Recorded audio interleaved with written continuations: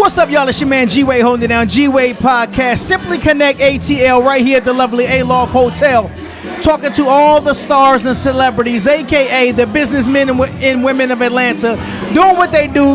And I'm sitting here with another star, another celebrity, Vivian, who is an HR consultant. At the HR consultant, that's right, an operations manager. Operations manager as well, yes. That's what's up. So let's talk about that. Okay. You know, because I have a friend of mine, or someone I used to know, it works in HR. And so she always does a lot of, because it's virtual or whatever, consulting. Yes. Having to go in and deal with the disgruntled employees and so on and so forth. Let's talk a little bit of HR. So what is the nature or the purpose of an HR department? Well, it really is to hold the company together. Okay. So you are not only representing the company, but you're an advocate for the employees. Okay. So, and which is very necessary. So we handle anything from benefits, any disgruntled employees, any issues like that. But it's also on the business aspect. We want to bridge the gap between executive leadership and the employees in the company because they're all equally important. Mm-hmm. And so we try to convey that message in how we approach every situation in all of our clients. Uh-huh. Is that every employee is equally important as the executive, regardless of title, right? And so we bridge that gap, that communication gap. Okay.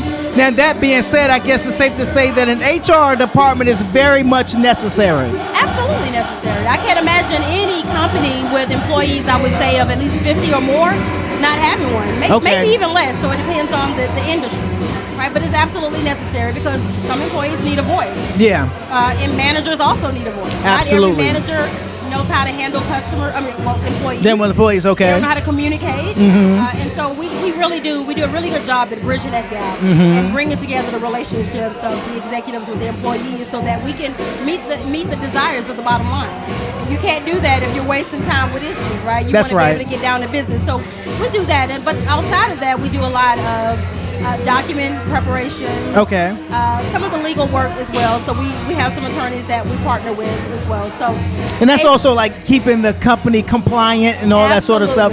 Compliance is necessary because if you're not compliant, as anybody would know, you would be shut down and you would no longer be a company. And it can also equal lawsuits. So we're about the business of the people. Whether the people is advocating for the employees or if it's for the executives for the company. Either way, we are about bridging that gap and making sure that everyone is successful. Okay. Now, so is an HR department, has that been put in place to either do away with or in lieu of, like saying, forming a union? Well, that's a whole other aspect there, but it actually in conjunction with. Okay. Right, the union is a little bit different, right? They're more about negotiating. The HR department is not necessarily negotiating. Because the union usually stands for the employee, right? Exactly. Gotcha. And they really, truly are advocating for the employees. They work for the employees. Okay. So it also in the best interest of the business, but for the employees, because everyone knows that turnover is it's a huge waste. Yeah. Right? Yeah. And so if you want to reduce that type of waste, reduce the turnover, you want to have happy employees. So you need someone who can speak on their behalf, right? With valid concerns, not the little petty things. Yeah, but yeah. HR, I would say we're more dealing with the little petty things. Gotcha. Right? We're smoothing it out, but a union is really digging in and negotiating on behalf of larger groups and not individuals. Gotcha. Now you mentioned little petty things. What is an example of a little petty thing? Well, a good example is just a misunderstanding about policy with attendance. Okay. When is it necessary to provide a doctor's excuse? When is it necessary to address it as a disciplinary issue? Where is the leniency? Because a lot of things are left up to a manager's discretion, right? Okay. And a lot of policies are written with a lot. It's very broad and vague. Okay. To allow for the interpretation in whichever way the manager chooses to go. Whichever way it sways. Exactly. So we've had situations where employees maybe were preparing to go out on leave, but they didn't necessarily meet the criteria to be out or covered under FMLA.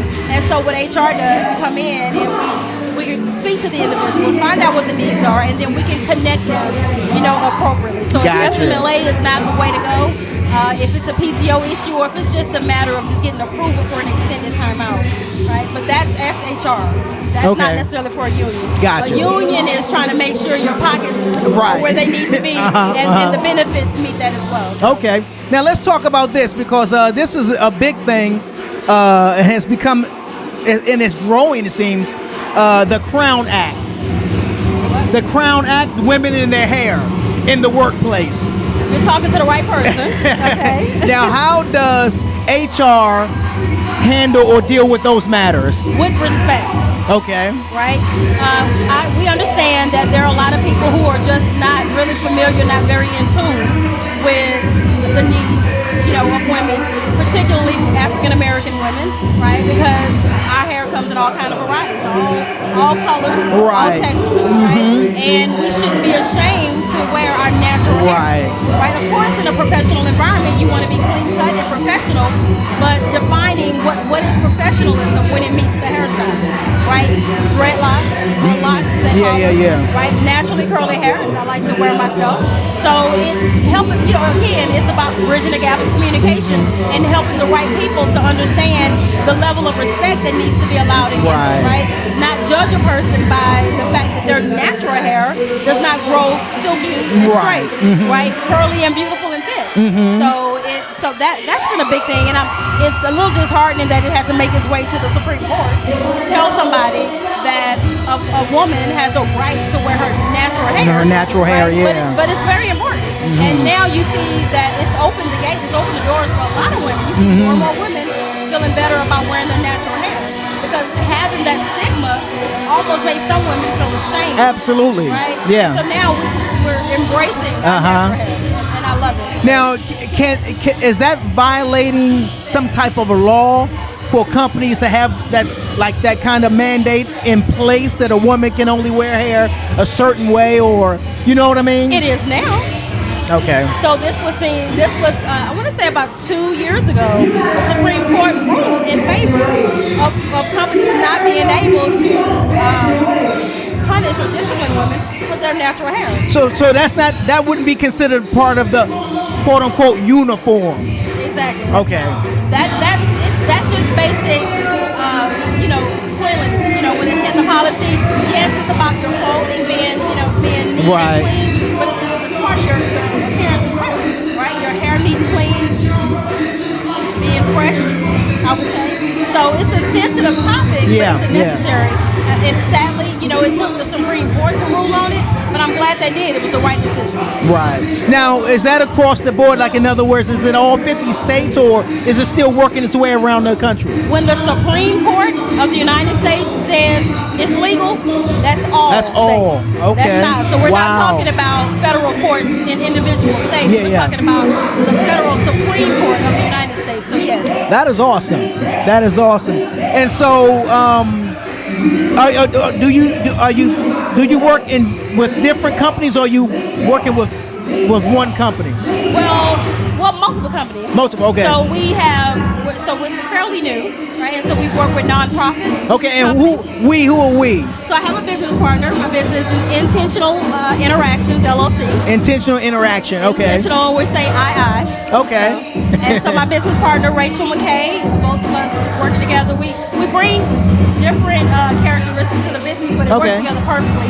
But when it comes to HR concerns, we both equally have a great passion, because we've been through things ourselves as being women of color, in industries. And so, but we're not just advocating just for black women. But as a black woman, it's a lot of pride in there when we can speak up in an intelligent way and win, in favor of the employee, right? Because people they have and should be able to have the right to just go to work and do your job and not be judged or mistreated or punished because your hair doesn't grow silky and straight.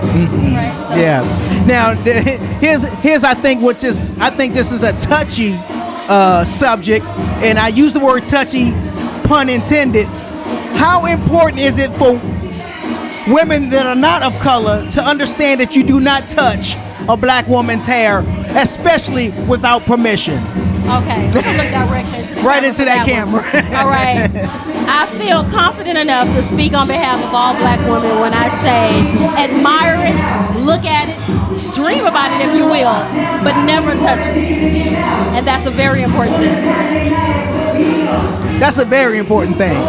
Touching on a black woman's hair would be like, without permission, inappropriately touching a person's Absolutely. body. I agree. Right? Yeah. This is a part of our body. It is our crown. We wear it as a crown.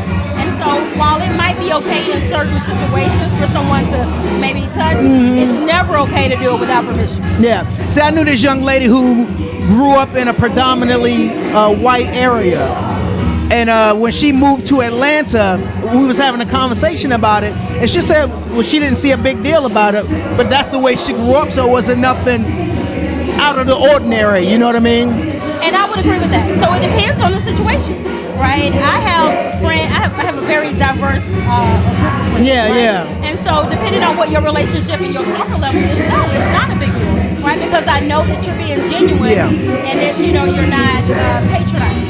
But most of the time, it's patronizing. You're belittling. Say, oh, look at your hair, and so it's a bad thing, right? And it's not. It's literally just your hair, right? This is how I choose to wear it in its natural state. And just like I don't make you feel bad that your hair may grow silky and straight, right?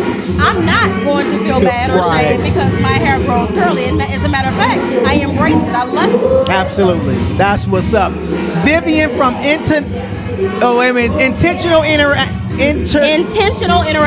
LLC. There we go. Now, if people want to find out more about you, where can they find out?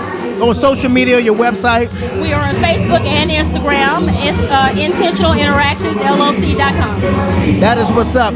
Thank you so much for sharing some good information, really. Thank you. And I didn't know that the Crown Act was all across the board, so that's all across the U.S. So that's really good information. It is. Thank you so much. Thank you for having me. It's your man G-Wade holding it down. G-Wade Podcast right here at Simply Connect on the wind down as we can look around and see. Y'all don't go nowhere because, we here each month. Y'all come back each month and hang out with us, all right? Y'all don't go nowhere.